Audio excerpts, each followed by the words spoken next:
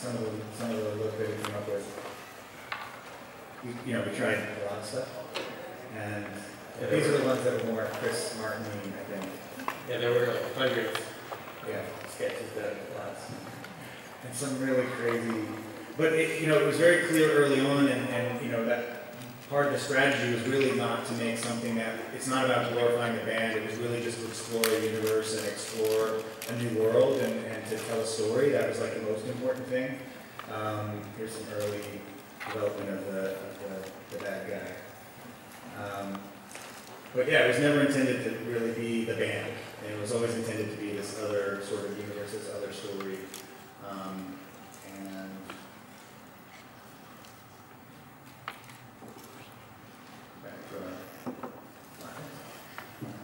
And I think trying to come up with a unique kind of alien character was a little bit tricky, but we're pretty thrilled with where we ended up.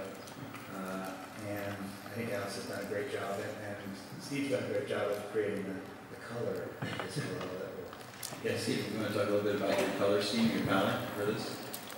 Yeah, I mean, the overall idea is obviously that the world they live in is devoid of much color, but as a colorist, it's sort of a challenge because you don't want to, just go with black, white, and shades of gray for everything. But generally, the palette from the background is very, very, very subdued color. But if you look closely, there's texture, and then there's also some modulation of color, just because I kind of like the idea that maybe that there is color in the world, but it's just so old and it's been suppressed for so long that it's like from another time. So it's just really washed out. So it gives the world a richness still without being completely boring and black and white. But at the same time, you get the idea. And then obviously when you are introduced to the well, I don't want to give it away, but when you're introduced to a major plot point, we have the hypno feed, which is sort of, this is the legal color, the safe color that's allowed. When you wear the hypno feed, you kind of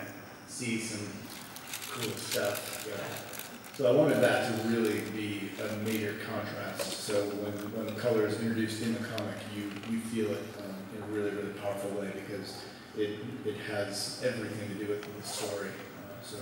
And the color really represents the music. And that's really supposed to be the connection. When it was conceived as an animated movie, every time we saw color, it was going to be tied to specific musical themes and specific songs and tracks. And the rebels in this world are called the Sparkers, and they're the ones that are kind of bringing color to this black and white world, this very drained world of color. And this is the big threat. These are the ones that the silencers are after, trying to hunt them down. And we get to see early on in the comic, sort of, this is the work that the Sparkers are doing. It's really a cross between street art and graffiti, and it's self-expression. And it's each mural that is created by these Sparkers is actually a musical. It's a piece of music. It's actually a living, moving, animating piece of music. But in comic form, it looks like this.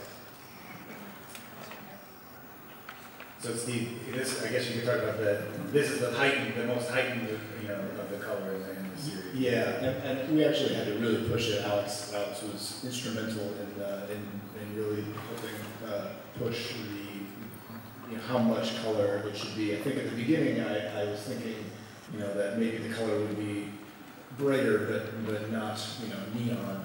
And then when we really pushed it, as you can see, it just pops. It really glows. And again, the idea is that this is turning this world upside down. So the color that the Sparkers are using is mind blowing, and it's really been fun to push that and to really just really have fun and use all kinds of crazy colors. So it's been great. And the references that we were looking at early on about the graffiti was old school, sort of like the history of graffiti, because we want to give a sense. All these different Sparkers have their own style and have their own sort of messages that they're putting out there, and their own signatures. But we also wanted to sort of find a hybrid, and we looked at this is artwork done by Vladimir Shilas, the Russian artist that I mentioned earlier, that did the variant cover. He's an amazing, talented guy. We found him first because of his artwork like this, his personal work.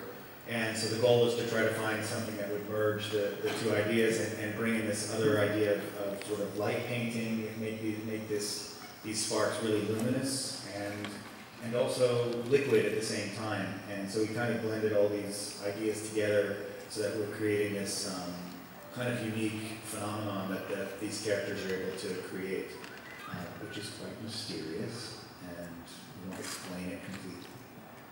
The other reference was this artist that does graffiti in a very 3D style, and the idea was that eventually that these sparks and these graffiti pieces that they create would be more dimensional and much more alive.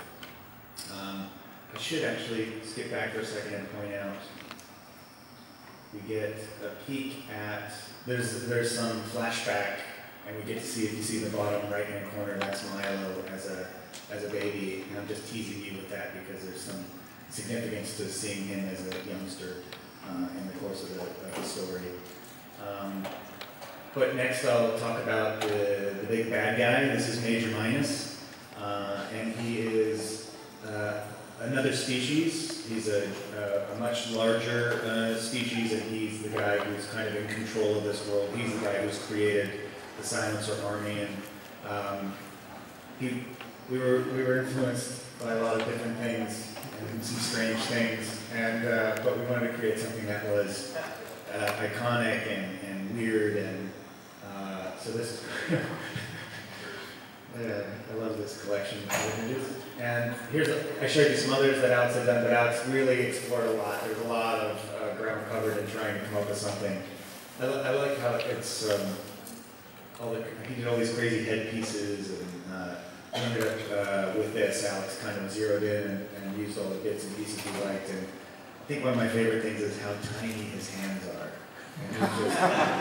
And he's a total super tough guy, but he can never make his hands any bigger. You know, it's just one of his sad little. And he's a pretty comedic character. He's a bad dude, but there's a lot of humor sort of that comes from him. Because tonally, you know, it was really important. I wanted to make a story that really had a range. I liked the idea of really exploring that and as much as possible, sort of trying to explore a range of ideas. But as issue 1 goes on, and I should say it's 6 issues. The first issue and the last issue are 36 pages. It's all one giant narrative. And issues 2 through 5 are going to be 24 pages each. And it all connects together in one giant narrative. There's no ads, there's nothing else kind of cluttering up the comic. But as issue 1 ends, we have Mylo, who kind of goes out on his own, and he's like in conflict with Rex because he and Rex kind of look at the world differently, and Mylo starts to be a little bit concerned that maybe everything they've been raised to believe in isn't exactly true, it isn't exactly the way it seems. And Mylo kind of strikes out on his own to try to hunt down the leader of the Sparker movement, this character Fly, because they announced this prize that whoever captures Fly will get hypno feed for life, like free hypno feed. And Mylo, who's kind of a little bit addicted to the hypno feed, goes after Fly. And we get to a point where he manages to corner her. And it's where it's revealed that Fly is actually a girl, and that's the character on the cover that you saw. And this is spoilers, but we get to see that he manages to track her down. And then just going back in time a little bit, this was an early development piece of artwork that was done by Kazu Kibayushi. Is that how you say that? Kibayushi did the Amulet series and is the editor of the Flight series. And he's actually kind of a mentor of the project because I went to him and asked him for advice early on. And it's actually how I ended up meeting Alex. And it's really how I ended up meeting Steve. And Kazu had done some early development art for us. And I wanted to give him a shout out because he's awesome. And this is more development of the Fly character. The drawing on the left is Vladimir Celeste, and the drawing on the right is Alex's, as we finalized her look. And we did some sculpts as well. The sculpts were done by Damon Bard, and if you know He's a great sculptor. He did all the sculpts for the Fu Panda maquettes when we did the sculpts for the Fu Panda. So I wanted him to help us out in kind of fleshing out these characters. What can you say, Alex? Yeah, I mean, live is definitely another challenge. Definitely not as much as Major Minus. That took a while. But yeah, I actually enjoyed drawing her. I don't get to draw that many like female characters in sequential form, so it's been cool. Yeah, I made sure to keep a lot of it kind of more flowing and feminine.